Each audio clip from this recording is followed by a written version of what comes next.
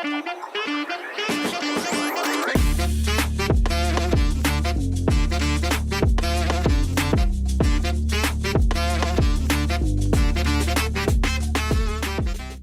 afternoon, good morning, good evening, ladies and gentlemen. It is your boy, CIZZY, live action, back at it again with another episode of the Voices of Value podcast. And today I got a 40-ounce off-brand Stanley Cup ready to drink. So y'all gonna be seeing me sip on this throughout the episode. Shout out to Como, shout out to my best friend's mom, Eddie. Anyways, we are at Leo Moreno Jr. Boxing Club in Overland Park, Kansas. Listen, y'all might be wondering, Collis, I thought you told me you was in Missouri. You was yelling at me for calling you Kansas City, Kansas. Yeah, because I'm from Kansas City, Missouri. Now, we do have two people in the building from KCK, but it ain't me. You hear me.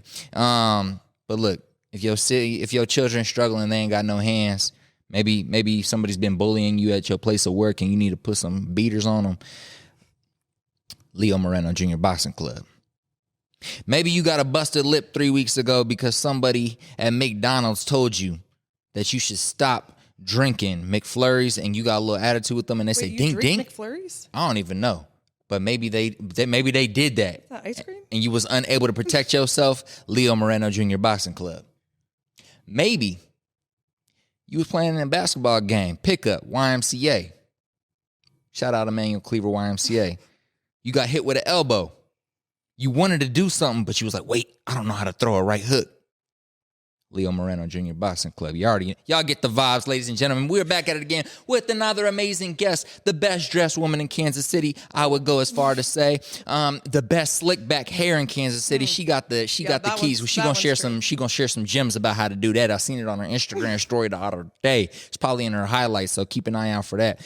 Man, she got the flyest shoes on. She got a jean handbag with jeans on with a jean shirt. Yes. Camera, lock in on and it's the zipper side. Can you open that up? It's Velcro. Look at this. It's like when you're a kid with a wallet. Oh shit. See, y'all get the vibes. The fashion already on point. Denim Duff, best event planner in Kansas City as well. You know, he's just throwing all these. Look, we throwing strong words because you're gonna have to live up to them. You know, absolutely. You're gonna have to live up to them. You know, so if I put that pressure on you, you're gonna be like, damn, I guess I gotta fulfill that. So with that being said, ladies and gentlemen, I will let her do her own introduction, but y'all get the vibes from me. Best fashion, best hair, best interior designer on the low. Best wake up in the morning and I want to see some fly outfits on some Instagram stories. It's going to be her Instagram story that makes you feel that way. Let them know who you is. I'm Duffy, apparently best dressed, best at everything, apparently. So, yeah. Duffy, okay. Duffy is what we're keeping it at. Duffy is what we're keeping it at. So we're not doing not doing Ashley. We're not doing Ash. We're not doing Miss Duffy. We're not doing Miss Ashley. Doing Ash. Not Ash. That's a hard. I was gonna say if your knees was a little bit ashier, I would have been calling you Ash the whole time. But it's okay. We're not gonna go that route. But no Ash. We'll keep it Duffy.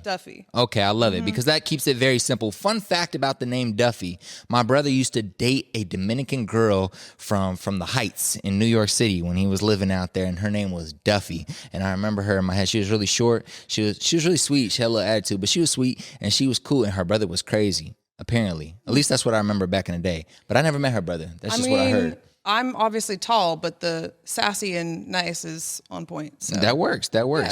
So tell us a little bit more about Duffy. Now, I know you come from the most beautiful place in America, San Diego. So could you start there? Your roots, were you born there? And how did you end up on these parts of the countries? Yeah, I'm actually born and raised in San Diego. I did not leave San Diego until, 2014. So grew up there, played basketball, played there at San Diego State. So kind of like hometown hero vibes, and then decided to get out. Whereabouts in San Diego are you from? So a lot of people know La Jolla, and that's all they think about. Whereabouts in San Diego are you from? Definitely not La Jolla. So that's the thing out here. Anytime you say you're from San Diego or just California in general, people, I think, have this idea that you're from, the ritzy parts, like as you said, La Jolla, Coronado, all these different places. But I'm East County, from a town called Lakeside, very country, known for the rodeo, which is complete opposite of me. So don't know how I ended up there. But I knew I was never going to stay. No offense to people who stay in their hometown, but I just felt like I was always destined to get out and just experience life and experience new places. So, I just like being in different places, experiencing new things. I've lived in a few different states and just kind of built everything on my own, which I love. A rodeo in California is not something I was expecting to hear, and I don't think anybody was expecting to hear that. So yes. Could you dive into what else is, you said, what part? Lakeside? Lakeside. Yes. Also, isn't there a movie about Lakeside, California with Samuel L. Jackson, and he's like a creeper neighbor? And I have no clue. Oh, was there? Lakeview Terrace. Damn, no. I thought I was right, but that wasn't California though. I think. I mean, I'm not going to say the Lakeside does not have some creepers because it definitely does. We gotta. Dive you gotta be from there. Dive into Lakeside a little bit more. I know you're probably going to be like, oh, there's not much to dive in about, but just is there like where do people hang out? What was like the popular spot to like hang out at when you were like 16, 17, 18? Who are some notable figures from that area? Like, what's the population of like your graduating class? Who was your first boyfriend? Who'd you lose? Oh my gosh. Yeah, I'm like, I couldn't even answer all those questions. Lakeside has a very interesting and not so positive history, so we don't really need to get into that one. But slavery. It's not the best. It's not the best My history, apologies. that's for sure. But my high school actually had an ag department, so agriculture. You like raised sheep and cows and all those things to sell at not the rodeo, but at whatever they call their state fair market, whatever that's called. But so people actually went to that class during school time. Not myself, because that's something I did not participate in whatsoever. I'm not a country girl at all. But yeah, that's my town. I don't even know where people hung out because I was playing basketball and just always busy. So gotcha. My dad was very strict, didn't let me go places. So when you graduated high school, your graduating class was around what? Like your just general estimate. I know that was 47 years ago. I'm joking. I don't even know, honestly. I know it took way too long on the football field. It was like 3 hours long. Damn. We had a big school. Fun fact about California graduations. Now, if you grew up in Kansas City or you grew up in the Midwest, you probably didn't have this experience. But I went to my first California graduation in about 2016, 2017. There was a girl, her name was Katrina. Shout out to Katrina. If you ever watched this video, I was going to say something. Yeah, shout out to Katrina. Katrina, we're just going to leave that there. But long story short, this was like, I forgot the name of this area, but just outside of Santa Cruz, California, so up north. And she has a graduation. I'm like, getting in a car, ready to go to this graduation. We ride, we hop out. I see mad people on a football field. I said, what's going on over there? They got a football game or something on graduation day? That's crazy. They're like, no, that's the graduation. I said, the graduation outside? They're like, yeah. I said, the graduation outside? They're like, yeah. I was like, that's weird. I never had a graduation outside. Never seen a graduation outside. That is 100% a California thing. Oh, it is not definitely a Midwest thing at all. I've never had. What? Why y'all raising your hands? Y'all had a graduation outside? Really? Damn. It must be some bougie. Well, all of ours are like that, so it's y'all's was outside? That's crazy. Was it hot as heck? It gets because I was. Hey, June? listen. It was June, right? Listen, I was gonna say it's the bougie schools, but I know that nigga didn't go to a bougie school. So definitely not. So in that case, I'm not even from here, obviously, and I know that he did not. So in that case, I guess my bad, y'all. My bad. I mean, I was impressed. Let me just say that I felt like I was in the most bougie place on earth. I was like, we oh also my god, have outdoor school. Yeah, exactly. So like all outdoor of our campuses. like you walk outside. Y'all campus is outdoors. Exactly. Shut up. Yeah. So like lunchtime, there's no awning, you're just getting rained on. Like we don't have indoor. Okay, anything. see, You that's go in the gym. I did think that was a vibe when I was in California. Like their lunchtime is outside. Yep. They have like their schools kind of connect, so you got to walk outside the building to connect to the next school or next part of the building outside. And I didn't see too many schools like that here in Kansas City, except for like Lee Summit West, who have like this little connected. But they was a bougie school. Easier to ditch. Exactly. So I just thought that would. Long story short, I thought it was bougie. Let me just say that. I was just like, oh my god, just like the movies. California is pretty bougie. I mean, obviously not every area, but. Probably compared Lakeside to out here, don't sound bougie. It sound like rodeos are not bougie. Lakeside is not bougie. That's why I said earlier you got to be from Lakeside to appreciate Lakeside. You know what I'm gonna do in honor of you? On episode like 372, I'm gonna have like a agriculture billionaire from Lakeside come on. I bet you there's one. There has Actually, to be one. there is some money out there. People, I'm telling you, the farmers be getting a bag. I will say that other cities and towns in California don't necessarily, well, not California, I'll say San Diego, don't like Lakeside. We're not really like the best town to be from. So interesting. Well, you'll have to research that. We'll leave Lakeside to the Lakeside right now and move on forward to basketball. So basketball was a very huge part of your life. I would love to know if it still is now, but it definitely was for the first 25 years of your life. So talk to us about, the first memory you have around basketball, who introduced you to it, and when did you start beating your sister in basketball? Those are my 3 questions. Oh gosh, let me not start this argument. Actually, I was a soccer player first. So soccer was my first sport. I wanted to be Mia Hamm. That was my idol. Shout out Mia Hamm. Yeah, she was low-key one of my female athlete role models as well, except obviously, but I'm saying I looked up to her as an athlete. Yes, she's a great one. But I was a soccer player until probably about 8th grade. But when I was in 3rd grade, I remember I went to watch my sister actually play basketball because she was not the biggest athlete. That's my parents basically told her, choose a sport, you're doing something, stick with it. So basketball is what she chose. I was there just watching her play, and at halftime I went and was just shooting around, not knowing any of what I was doing. Never played basketball. Someone came up to me who was coaching a team with the Boys and Girls Club to play in the next game. And I think they were, like I said, 3rd grade. So it was like 3rd and 4th graders. And he was like, hey, you look athletic. Do you want to play basketball? I said, maybe, yeah. He goes, okay, do you want to play in this game we have coming up? And I was like, wait, right now?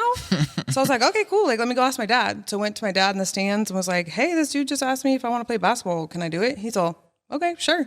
So after my sister's basketball game, they watched me play.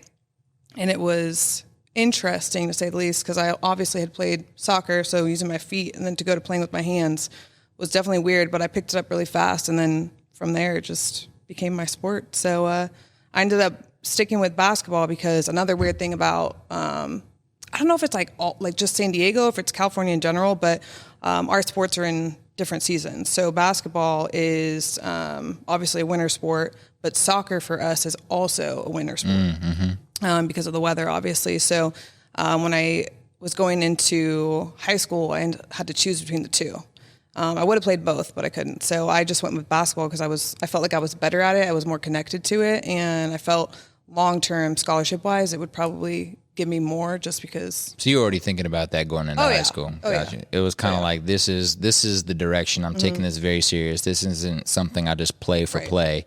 I'm going to take this to as far as I can take it, essentially. Well, my dad was already very strict because he saw that before I did. And I actually got my first college recruitment letter in 8th grade. So from that point on, especially, it was just boom, boom, boom. This is what you're doing. We're going to dedicate to that. I miss out on a lot in terms of, things as a kid, like family holidays, dances, different things, just because I was always busy with sports. So games, practices. Yeah. Were you also outside of games and practices, just kind of gauging how much of intensity was around this? Are you also practicing in the driveway? Are you going to train with a coach? Are you showing up to comp games in the off season of high school games? Are you training literally pretty much 24/7 outside of schoolwork and stuff? Or did you find a little time to zhuzh and jam in high school in terms of, having fun, having a little bit of a social? I definitely made time for some fun, especially as I got older, junior, senior year. Senior year, I kind of rebelled against my family a little bit and just wanted to have some fun. So, but I'll be honest, I was kind of a lazier athlete just because I picked everything up so quick and I just was a natural athlete. So I didn't really have to do as much to be better than people. That sounds horrible, but looking back now, I wish I would have been that person who put more time in, got more shots up, got in the weight room early, did all those things outside of it. But yeah, I mean, that was who I was. I was just doing what I do. Were you a shoot? All right, so talk to us about your game a little bit, and then we'll move on from basketball here in a segment. But talk to us a little bit about your style of basketball. Are you a shooter? Are you a pass first guard? Are you were you just really good on defense? Let's just say this. Why did the coach at San Diego State want to holler at you? So in high school, I was actually called a do-it-all guard. So I started off as a point guard because I'm 5'9". So a little bit taller. I was quick. I have quick hands. So I could drive. I can shoot a three. I love pulling up for a mid-range jumper, which some of my coaches have hated. So I like to take people off the dribble and just pull up. But definitely defense, I would say, is my main thing. I had quick hands. I don't know if I still have them, but steals were my thing. I'm actually, second all time in San Diego for steals. Sick. So I really like defense. I was always taught defense creates offense, and I fully believe in that. So adjusting to Midwest basketball was a little bit different for me because I feel like West Coast basketball tends to be a little bit quicker, like more run and jump. Mm-hmm. So kind of like slowing things down was a little bit different for me, just also because of the free reign I had as a player, just in general with all my teams. So I kind of had to be scorer, defense, rebounder, like all the things. I had I didn't really have opportunities to not do everything that I needed to do. So that was different for me, but yeah. And share as much as you'd like to or like not to share following this next question. But you ended up in Missouri because you transferred to play basketball at UCM, University of Central Missouri. For those of you who don't know where that's at, it's in Warrensburg, Missouri.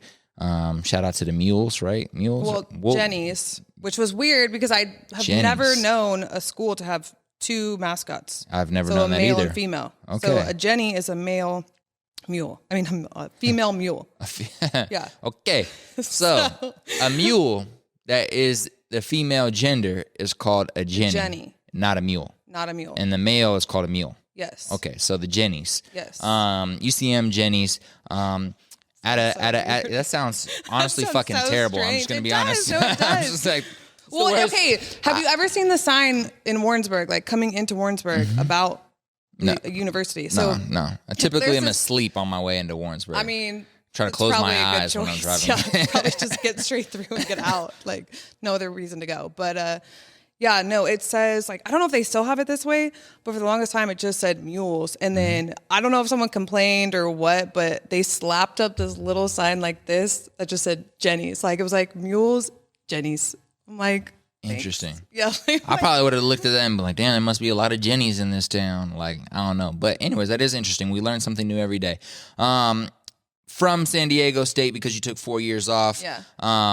So again, share as much as you'd like to share or not like to share about that transition, how you ended up at UCM, and then we can kind of dive into the transition into Kansas City and where we're at today. Yeah, so my pen. No point. I ain't reaching over. So I was recruited by San Diego State right out of high school. I signed with them early. So I actually verbaled early and then I signed early. Side note, your hand motions are reminding me of Drake because you know how Drake is like a hand rapper? She just said I signed early and did the signing with her hand, and I had to do a lot to hold my laugh in. But anyways, continue. I talk a lot with my hands, obviously, so my bad. But signed with them. My sister actually was a junior when I was a freshman at San Diego State. I was recruited by other places, but at the time I was still a homesick type of individual. So I was really nervous to go off to a school on my own. Looking back now, I kind of wish I would have gone to University of New Mexico. It was in the same Mountain West Conference, but I would have got to play against my sister versus play with her.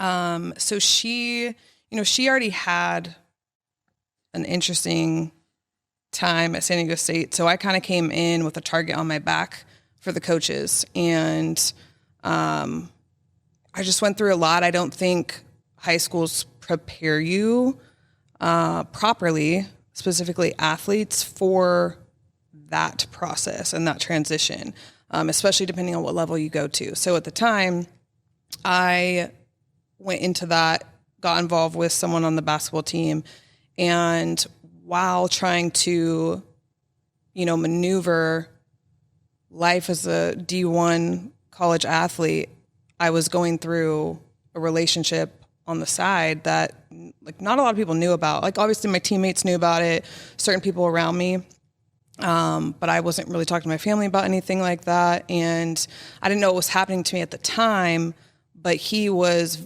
mentally and emotionally abusive, and it was sending me into depression, but I didn't know what that meant. Like my mom had gone through depression, so I kind of knew what it was, but I also didn't really know that it was happening to me. So at the time I was 19 and just going through a lot. Like at the time I was like, oh my gosh, I don't even know if I want to play basketball anymore. Like, do I like this? Do I want to be this? This is what I want my life to be for the next 4 years. And then going through all of that, I just broke down. So I think not long before the school year ended, I just kind of cracked, like had an altercation with him, and then everything just kind of hit the fan and came out, and I ended up having to call my mom and just tell her everything that was happening. And so people around me kind of knew something was happening, but I don't know if they knew exactly what was happening. And at that time, like I went straight into therapy, and she told me, like, you were severely depressed. And I ended up deciding to quit. And I was like, I cannot do this. So like, I need to worry about myself and figure out what I want. So that's what led me to quit for 4 years.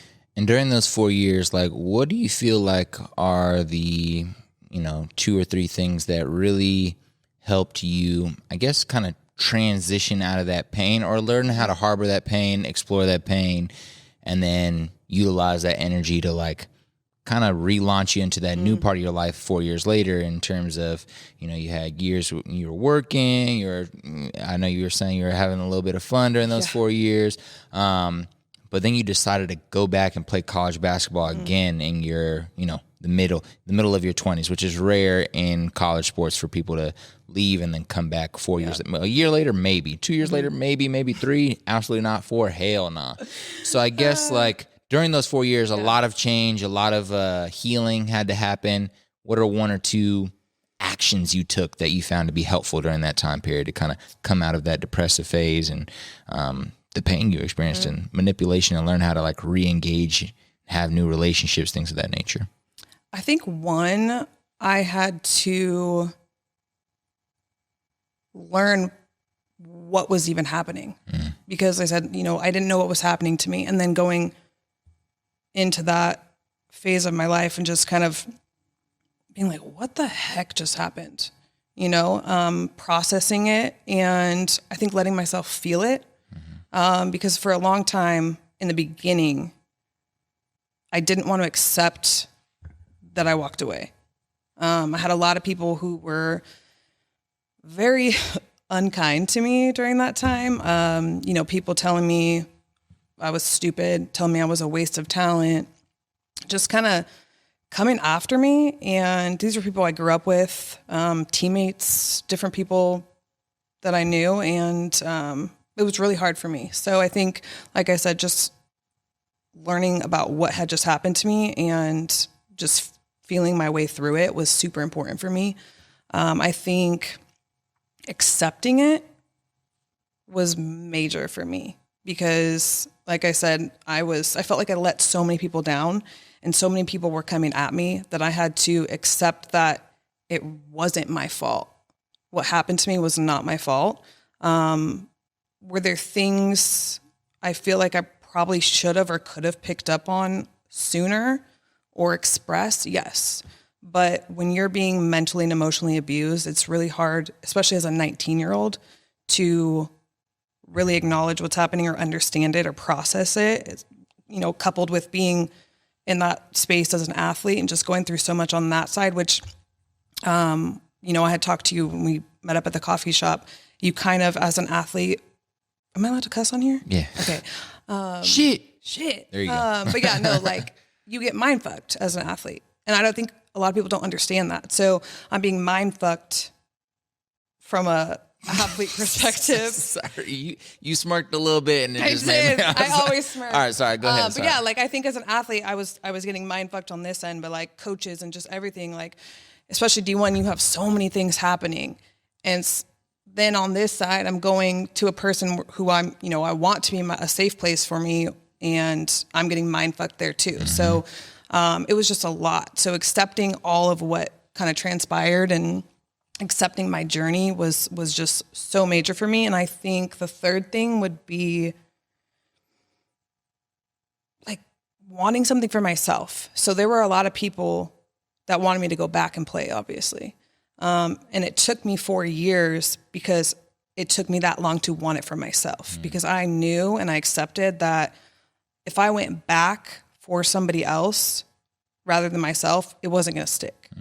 And I didn't want to waste my time. I didn't want to waste everybody else's time around me, teachers, coaches, like teammates, whoever. Because I'm like, I don't want people to be collateral damage if I'm not ready. So I think I had to get to a point that I wanted it for me.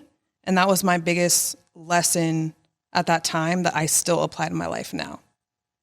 So those are the things that helped me like really realize like I need to go back. I love it. I love it. And there was also a moment that you shared when you were at junior college going through that transitionary phase to be able to, get re-recruited to go to another school in Arizona, I believe. I don't remember the name of the school, but where you had to write an essay. And in this essay, you kind of shared it on Facebook in terms of what happened, what had transpired during your time at San Diego State and why you decided to leave the game of basketball and leave the school, and kind of just shared your story. And you were a little bit surprised by people's responses. Could you touch on that really quick in terms of that impact of you making the decision to share that with essentially the world, your world? My world, yeah. Yeah. I had no intentions of sharing, to be completely honest. So I was actually I was in the airport working on this, coming to my official visit here.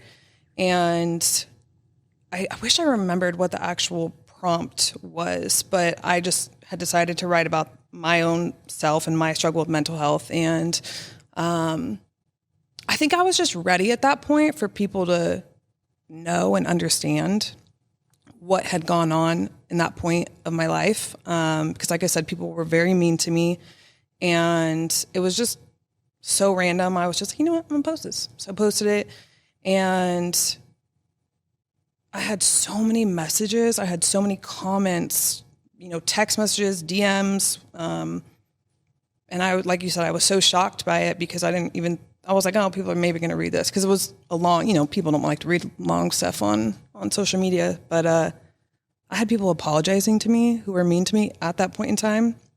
It was teammates, friends, my, family members just reaching out and being like, I didn't really understand what was happening, because at the time I was going through it, obviously people were questioning me, but I didn't feel like I owed anybody anything at that point. So all the mean things that people were saying to me, all the shit people were talking, I just took it on the chin, because I'm like, I don't owe you this. You have no clue what I just went through and what I experienced. And when I'm ready, I'll talk about it, because it's my story to tell, and you're not entitled to that information. So, I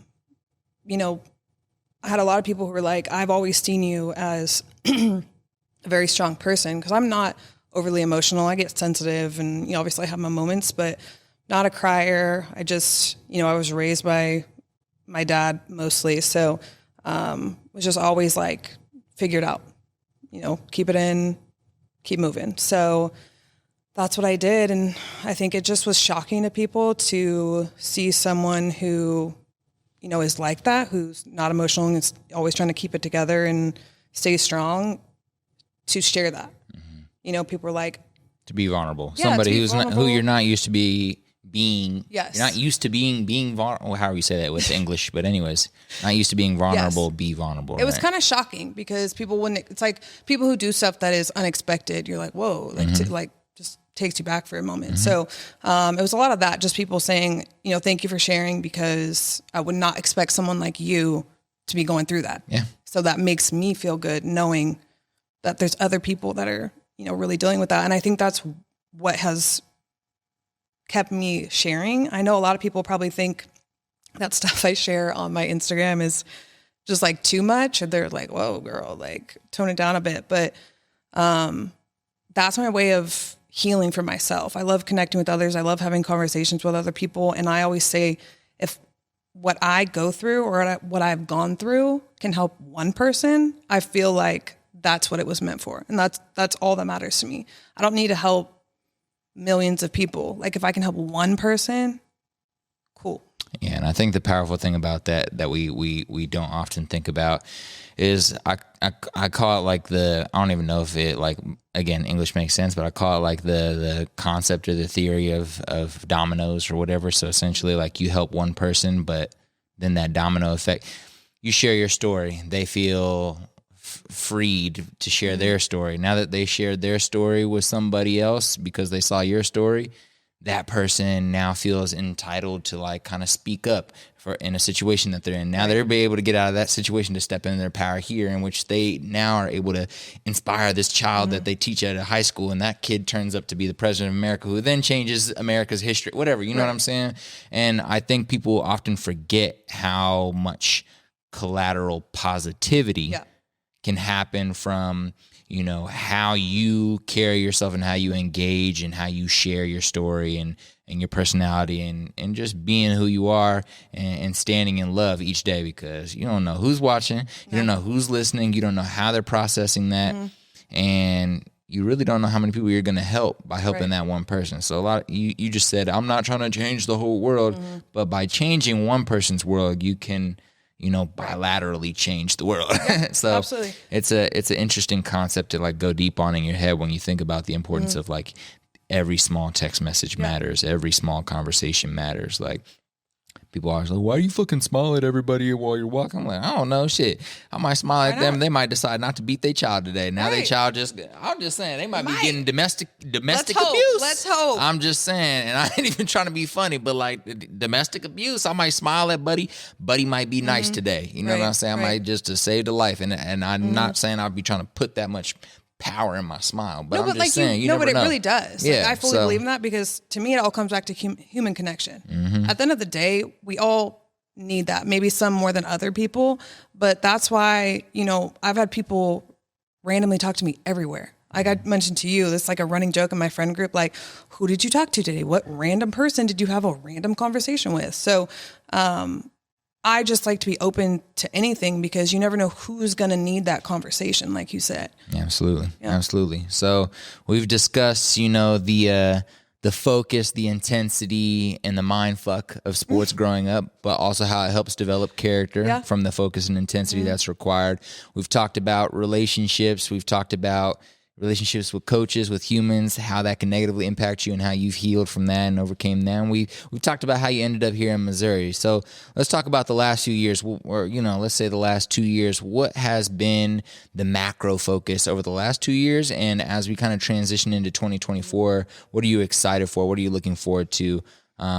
I know there's a few things in the works that you've been slowly sharing on socials, so feel free to get into that. But yeah, over the past 2 years, what have been the macro goals, the macro focus, and then what are we trying to transition into as we go into 2024? So I have spent the last few years just trying to figure out who the fuck I am after sports. Because of that mindfuck. Yeah, I went through a whole identity crisis, like, who am I? What am I good at outside of this? So it's really, which that is very crazy to go from your entire life, and then for that to just be gone, you're like, what the hell? We definitely need some, I don't know, what are they called? Support groups for athletes. Absolutely. I don't know how many athletes I know who were amazing in high school and maybe got to the college level or didn't get to the college level because something bad happened in their life, so they didn't, but whatever. Made it to the college level or were really good in high school, but because sports were taken away from them or it finished, one of the two, they literally just, I don't know, out of shape, drug dealing, beating people up, robbing people, going to jail, murder, domestic, all types of crazy shit, all because the only thing that they, like, identified, discipline, structure, love, passion, family, brotherhood around, or sisterhood, was sports. And as soon as I was taken out, they're like, I don't know what to do. And so they essentially crash out. And it kind of sounds crazy because it's like, it's just a game, it's just a ball. But if that's all your life has revolved around for 20 years, and especially that was your safe place. That was your safe place, and now that's been taken away. Now it's like, where are you going? Like, where are you going to get your validation? Where are you going to get your status? Where are you going to get, you know, from a safe place, but also like status. Like we're humans who want status. We're humans who want attention. Like if all of that's taken away at some point, especially at a young age still, because, you know, anybody younger than 45, sorry, y'all, I'm just playing. But anyways, you get what I'm saying. When you're young and all that's taken away, It's fucking crazy. It's a wild ride. So yes, continue. Yeah, it's wild. But yeah, so I've just been trying to figure out who I am, what I want. So right out of college, I, did the whole 9 to 5, work a corporate job, worked for Cerner. Shout out to Cerner, by the way. Shout out to Cerner. That's also another mindfuck. Another mindfuck, but it is. Although we don't always talk about business, it is a business podcast. Yeah. So we got to shout out Cerner, one of the biggest companies to come out of the Kansas City area. Acquired by Oracle a few years for over $1 billion. What? So a big exit for a Kansas City-based company. In terms of a business kind of growing in Kansas City and showing that it can exist and attract people to the city and attract business to the city. Even if it was a mindfuck, they did do a good job there. So shout out to Kansas City. I had a great experience with my team. Shout out to my team. I love shout out to my manager, but yeah, absolutely. I had a great team, but yeah. So worked for Cerner at the same time I was working for Apple part time. That was 2019, going into 2020 COVID time. So yeah, I was doing that. I was also coaching 6th grade girls basketball at Pembroke 4 months out of the year, and I just got so burnt out. And through COVID, probably like a lot of people, I started to realize other things I was good at. I think the creative aspect of me has always been there. I just never got the chance to explore it and cultivate it because, I was playing sports and that's what I was pushed to. So it really started to show itself in 2020. And by the time 2021 came around, it was like screaming to come out. So that's when I was like, okay, let me start this transition. Let me figure out how the heck I can start going for this. I was terrified because the creative journey is thrilling, but I fully underestimated how hard it is. And I mean, it's so worth it, but it was a lot. So I was like, okay, how can I start this process? And I, cut my job at Apple. I was like, hey, let me just get out of that, free up some more time. Started just kind of exploring, like, what do I want to do? What do I like doing? And then from there, what were you doing for that, like in terms of the actions of the exploration process? I think sometimes we say, I was exploring myself. It's like, what did that look like for you? I guess, like, were you showing up to random creative events that you found on Eventbrite? Were you watching YouTube videos and started painting? Like, what did that look like for you in terms of exploring the creative side of you? Was it like messing around more with fashion? Was it more thrifting? Like, what did that exploration process look like for you? And don't feel rushed to answer. I'm trying to think. I think a lot of it was because I had moved into a new apartment at that time.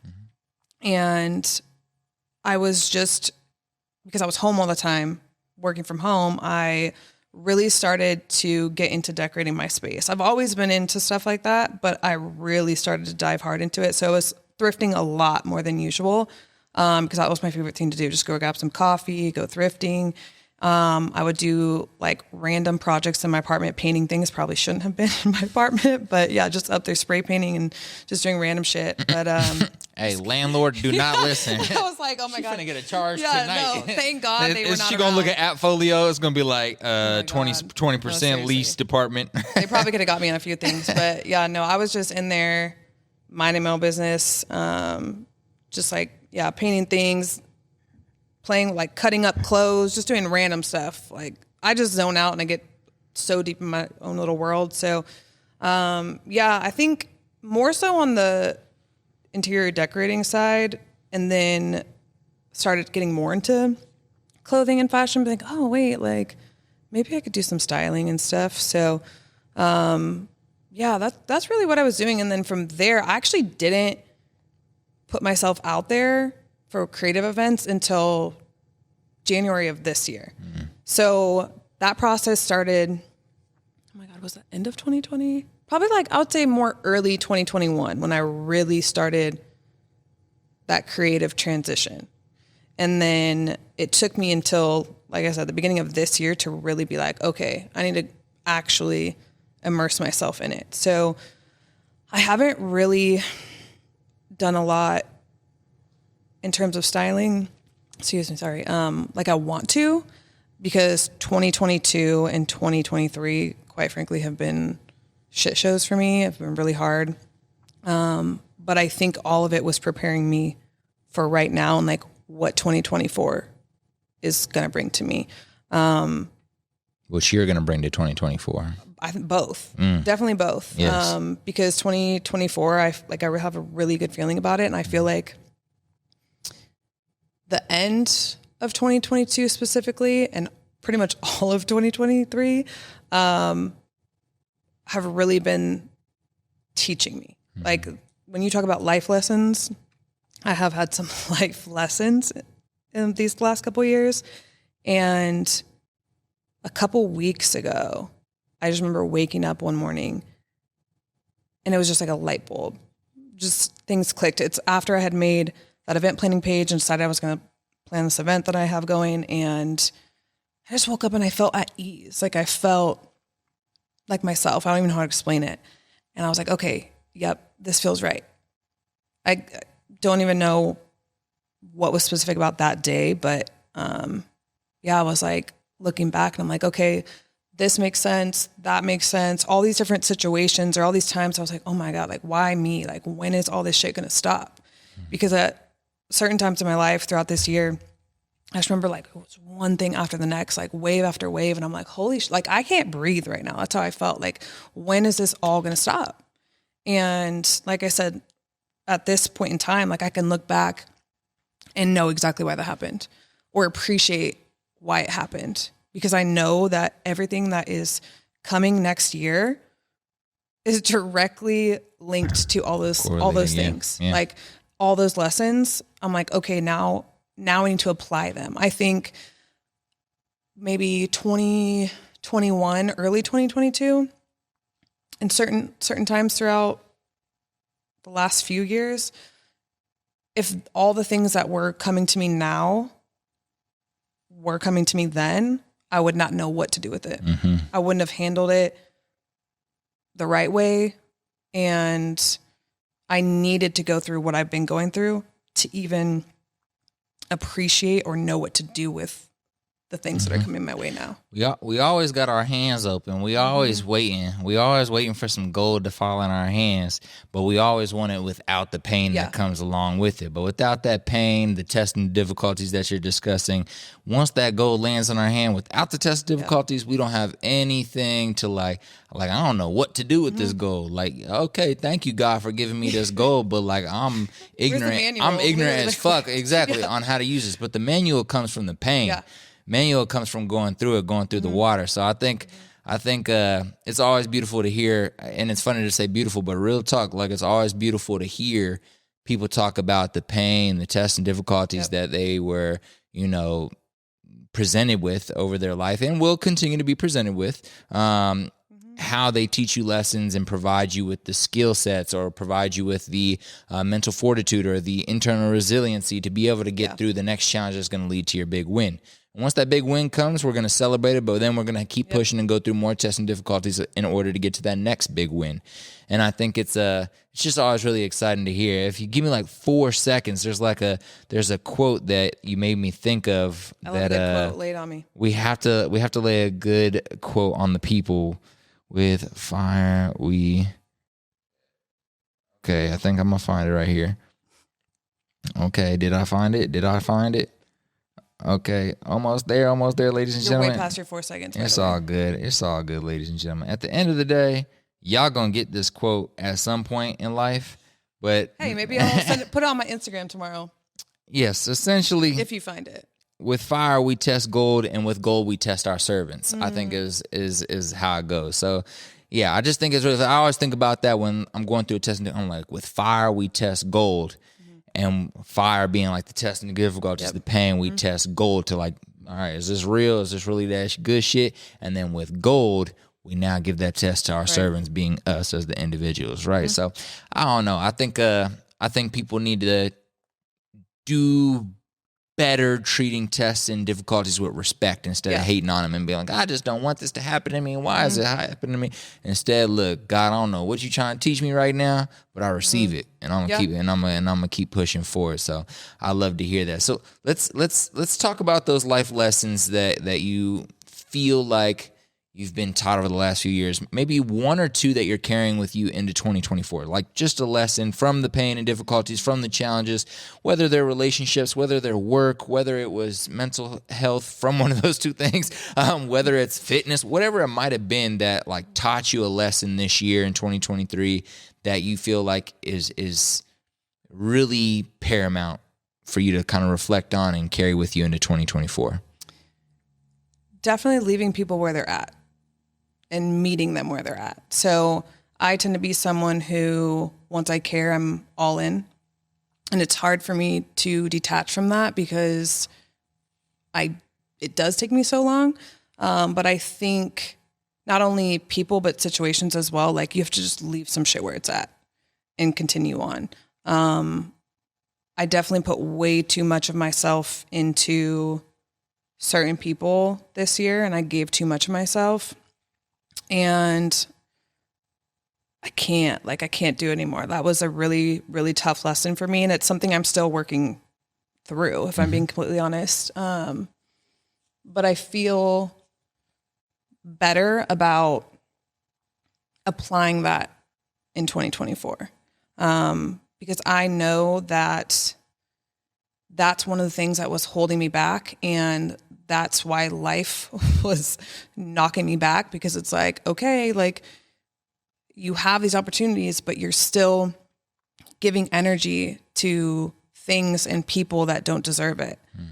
So I feel like life was like, okay, bitch, like when are you going to give it to yourself? Like when are you actually going to invest in yourself the way that you need to and the way that you deserve?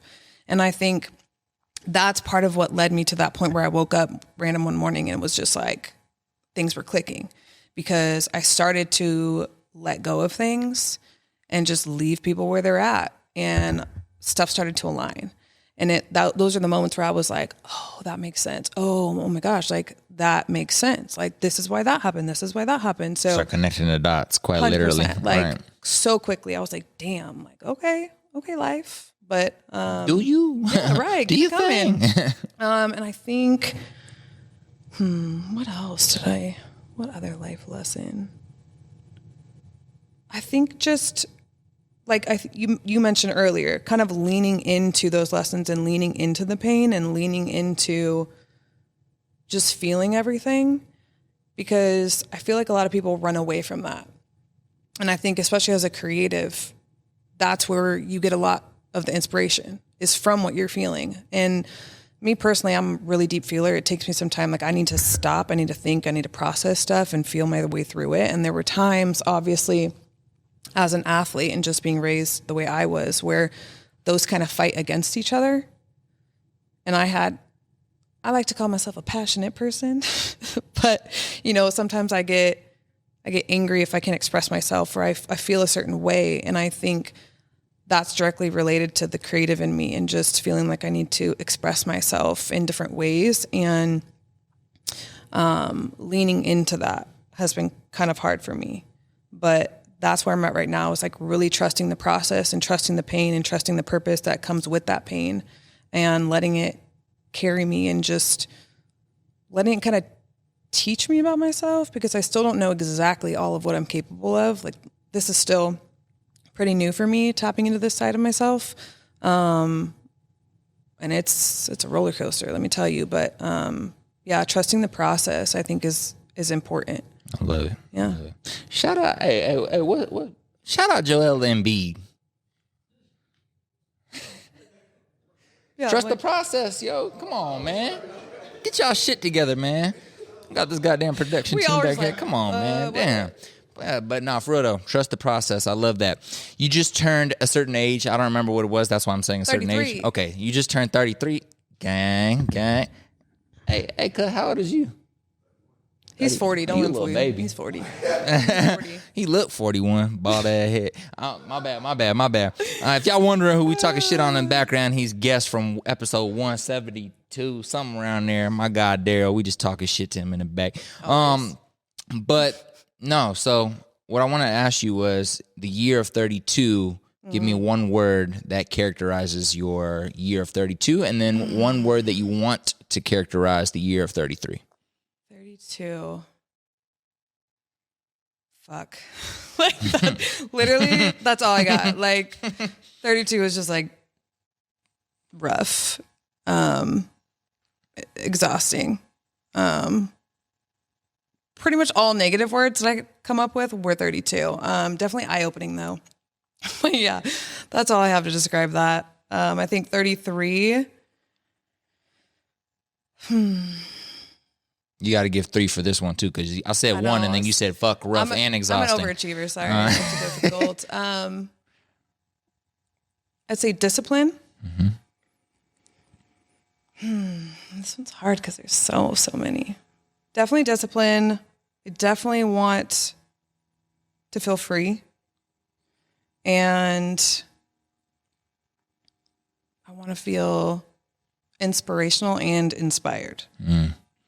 So I know that's probably technically 4. But discipline. Yeah. Free or freedom. And then inspired. And inspirational. Inspired and inspirational. Clip that, ladies and gentlemen. More importantly, you clip that. I want you to rewatch this clip at the end of 2024 and just, I want there to be a big ass smile on your face because you feel like you realized that, like you feel like that became reality for your year of 33. That those were 3 words that you really were able to embody and feel and realize throughout the next year. And so once this episode comes out, I want you to clip that and I want you to keep that in your phone so that you can tie it back at the end of the year. I think that'll be a beautiful experience for you and for me, because at the end of the day, that's why I do this show. Right. I just want to see where people's journeys go, be a part of their journey, a part of their story, being able to hear a little bit about your past, your present, and now, you know, the words that you're carrying into your future. I'm excited to see where everything carries you. Hopefully I can be involved in some of them. Absolutely. We'll figure it out. You already are. You ain't lying. Shit. Yeah, trust the process. And Joel Embiid. But nah, ladies and gentlemen, I think y'all know what this, keep that in the clip too. I want you to zoom in on my face when I did it. Please do. But anyways, slow-mo, exactly. Ladies and gentlemen, you already know what to do. Like, subscribe, but more importantly, follow the young queen. Where can they find you on social media? Where can they find you to kind of be involved in events and activities that you have coming over the next few months? So I have 2. So you can follow me at Ms. Duffy, 4 Z's, 4, not 2. And then events by Duffy. So events.by.Duffy. Yes. So go follow her. Leave comments in the comment section if y'all have some questions for Duffy right here. Maybe she can turn it into her own content, go in there and answer y'all questions. But first, y'all got to leave questions. Like, subscribe. It's your boy, CIZZY, the Tanzanian prince, the Kansas City king. Oh, that little, okay.